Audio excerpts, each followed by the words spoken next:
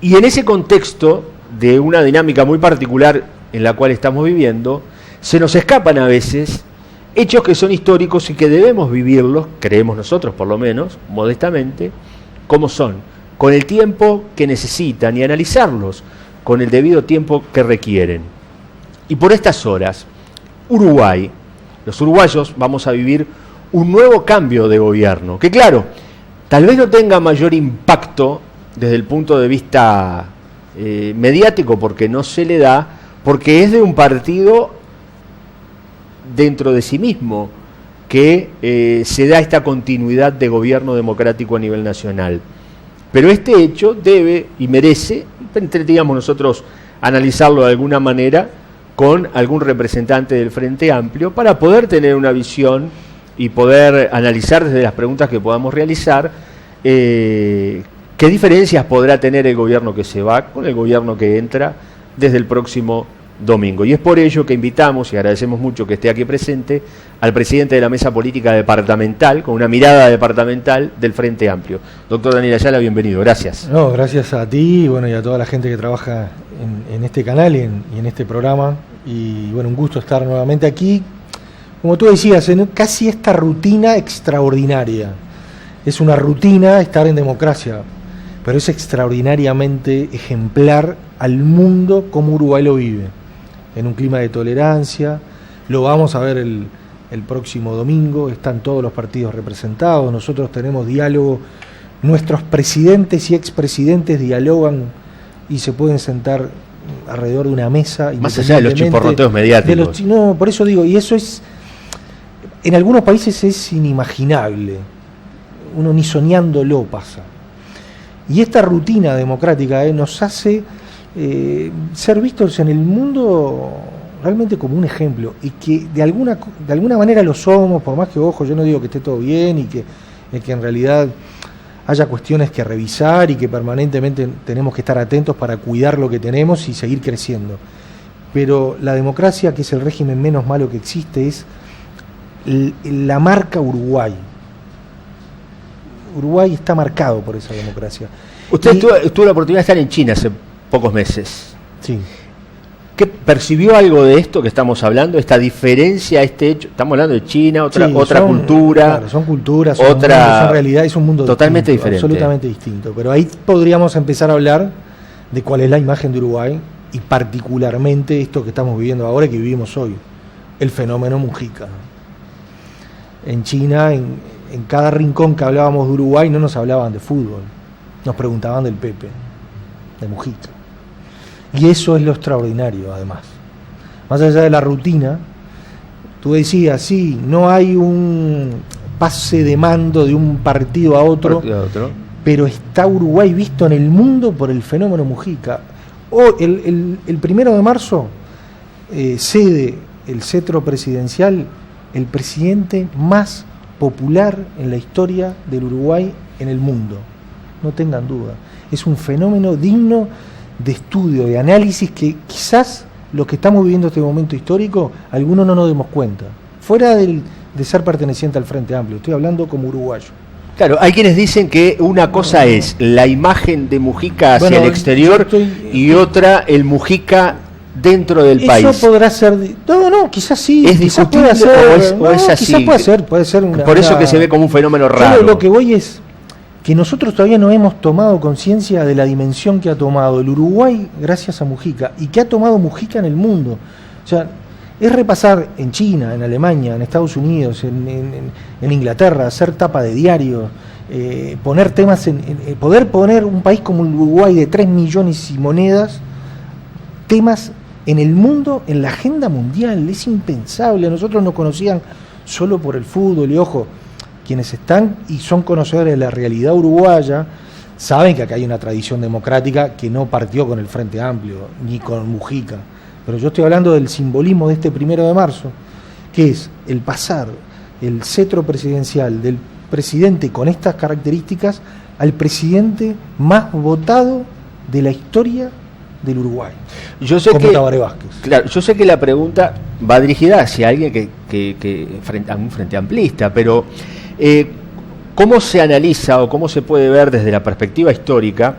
Porque veamos, Hay gente que hoy tiene 25 o 30 años que de la dictadura sabe lo que quedó, porque no la vivió, ¿verdad?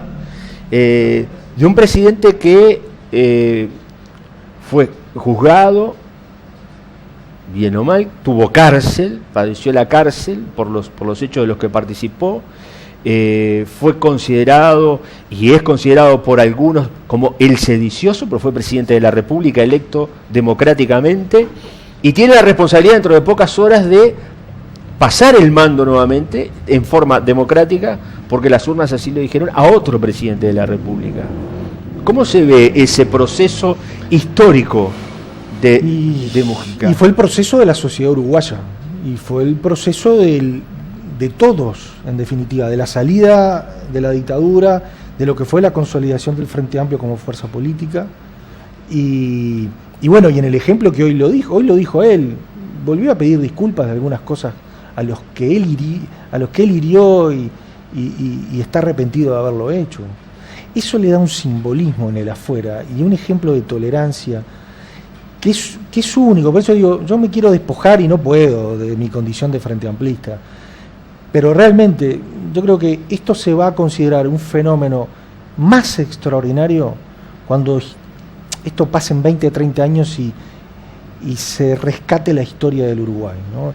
Estábamos hablando del fenómeno Mujica. Hoy escuché, cuando Venezuela vive lo que está viviendo, uno de los personajes que salió a la luz es el mediador, quizás sea Mujica, y Mujica habló hasta de Caprile en el sentido de que no tirándolo en forma igual al resto de las manifestaciones opositoras. ¿Cómo un presidente del Uruguay en un país tan chiquito puede incidir tanto en algunas cuestiones? Por eso digo, para los que no vivieron la dictadura, por suerte no la vivieron, creo que en algunas cosas hemos aprendido mucho los uruguayos. Y hablando de cuestiones que aprendimos o de lecturas políticas, desde el 85 hasta ahora, quizás hay que ver cómo se retiraron los presidentes en su aprobación de gestión, ¿no? Y eso es digno de comparar. Por las consultoras, Mujica anda en torno al 65%. 71% Tabaré Vázquez, después de 10 años de presidente de Frente Amplio como gobierno. Y retirarse con más de un 20% después del 85 era un milagro. Tenemos a Jorge Valle con un 7, un 8%, próximo al 10%. La Calle menos de un 20%, si mal no recuerdo, o Sanguinetti igual. O sea, que marca que ese proceso que tú me preguntabas, y en cierta manera en cierta manera no, está legitimado el Frente Amplio en el gobierno, no tengo duda, más allá de que no esté todo bien y que haya muchas cosas por hacer.